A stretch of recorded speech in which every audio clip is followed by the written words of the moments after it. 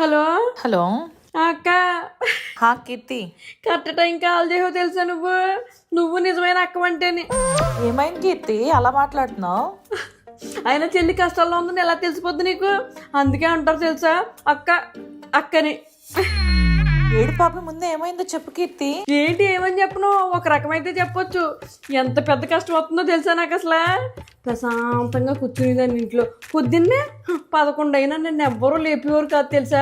పడుకో అనేవాళ్ళు. లేపితే చంపేస్తాను కదా, ఎవ్వరూ లేపేవాళ్ళు కాదు. ఎంత హాయిగా ఉండేదో. టీవీ ఎదురుగా కూర్చుని నా సీరియల్లో, నా బిగ్ బాస్ అన్నీ చూసుకుంటూ ఉండేదాన్ని. రిమోట్ ఏంటి పని పాట లేకుండా సోఫాలో కూర్చున్నామని ఒక్కడు కూడా అడిగేవాడు కాదు. అడిగితే అయిపోతారు కదా, ఎవరు అడిగేవాళ్ళు కాదు.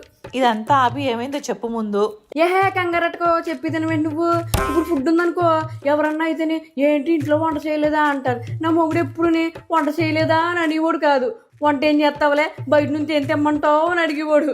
ఎందుకంటే వంట చేయమన్నాడు అనుకో, నా సంగతి తెలుసు కదా, ఎప్పుడు అడిగేవాడు కాదు. బయట నుంచి బిర్యానీలు అసలు ఏది కావాలి ఇది అని కాకుండా తినేదాన్ని. ఇంక నా టైం ఇంత తొందరగా అయిపోద్ది అనుకోలేదక్క. అయిపోయింది ఇంక. కీర్తికి మంచి రోజులన్నీ అయిపోయినాయి. ప్రశాంతంగా తిండి కూడా తినలేను ఇంక నేను. అసలు ఏమైందో చెప్తావా లేదంటే ఫోన్ పెట్టైనా నేను? అయ్య బాబోయ్, బెల్ల కూడా మోగైందక్క. వచ్చేయారు ఇంకా. అయిపోయింది, ఆ పని అయిపోయింది. నువ్వు పోనెట్టేవే. అంత బాగానే ఉంది కదా. సాంప్రదాయంగా శుద్ధ పూసిన ఇలాగే ఉన్నానంటావా, తేడాగా ఉన్నాను, ఇలా తిరుగుతున్నావు ఏంటి అంటది ఇప్పుడు. అయిపోయి తాడు.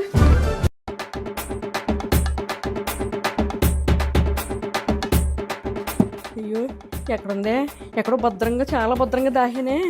ఎక్కడ దాహానో తెలియట్లేదు. వస్తున్నానండి. అమ్మో ఎక్కడ వేస్తున్నారు ఇక్కడ ఇందులో. అయ్య బాబాయ్ ఇక్కడే ఉందా.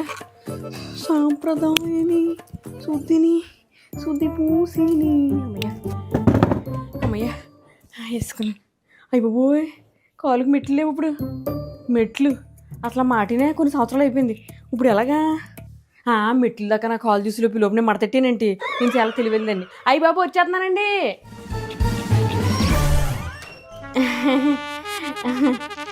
అతిగండి కోళ్ళ నేను వచ్చేసే. అతిగండి. అమ్మ ఏం చేస్తున్నావు, బాగుండారా? ఇప్పుడు దాకా బాగానే ఉన్నానండి.